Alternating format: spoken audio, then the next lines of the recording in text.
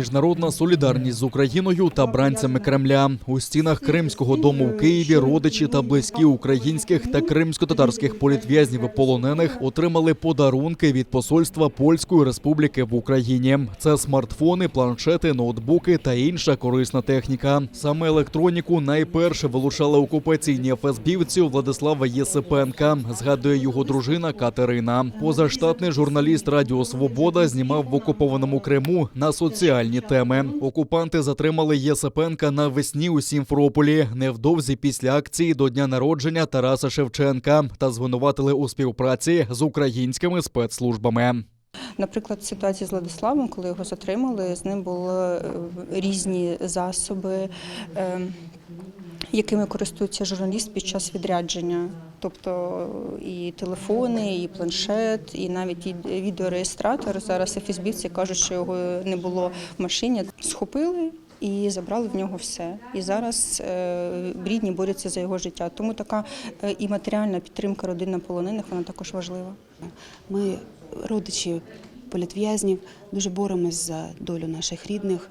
Ми дуже багато пишемо листів в різні організації, ми виходимо на акції. Звичайно, дана допомога польської сторони дуже важлива для нас, бо не кожна сім'я має змогу собі купити оргтехніку, яка дуже нам необхідна для боротьби за наших рідних. Тому це все ми маємо надію пришвидшити якісь наші процеси, якісь наші перемовини з різними організаціями.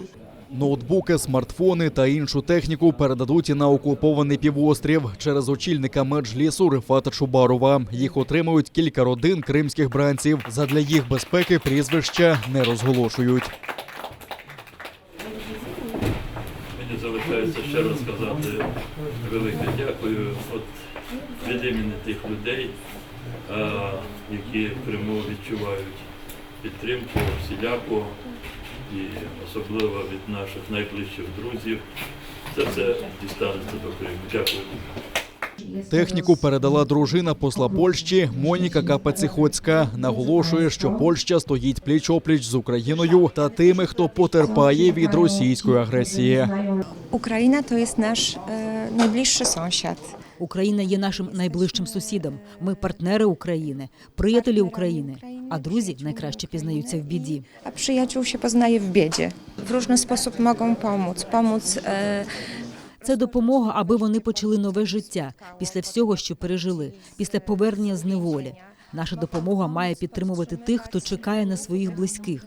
Ми чули історії родичів тих, хто зараз перебуває за ґратами. Вони підтримують один одного і зможуть спілкуватися за допомогою цих комп'ютерів.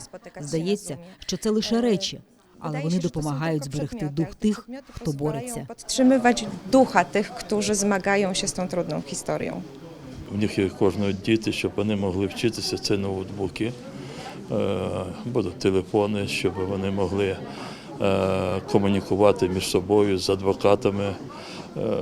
Це, можливо, так символічно, але для людей, які кожен день чекають своїх рідних, чоловіків, батьків, це є тепла така підтримка з боку польської сторони.